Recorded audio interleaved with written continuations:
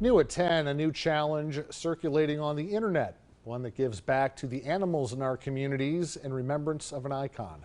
And our own Sheridan Hertig joins us live in studio to show us how local animal shelters are now honoring the late Betty White. Sheridan.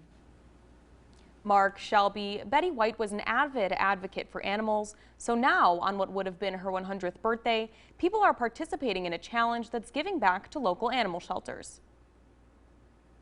The Betty White Challenge. What would have been the actress and animal lover's 100th birthday is now a new day. January 17th remembers the Golden Girls icon by encouraging people to donate to their local animal shelters. She really valued kind treatment and compassionate treatment of animals, and so we're happy to kind of celebrate her life and also recognize that we need that support here in Peoria. Two local shelters, Peoria County Animal Protection Services and Tazewell Animal Protective Society, seeing an influx in donations. We had received over $13,500. That doesn't include what people have mailed in and what people have walked into the shelter today, both in cash donations and donations of supplies. Those donations can cover vet bills, pet food, spay-neuter programs, and so much more. As a private animal shelter, we don't get any funding from any state, local governmental sources. So our adoption fees only cover about 18% of our budget,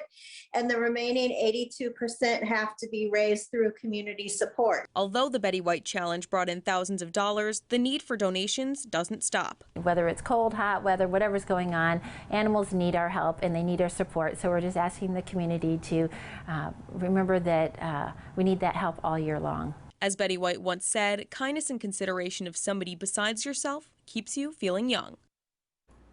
If you would like to donate and take part in the challenge, head to our website, ciproud.com.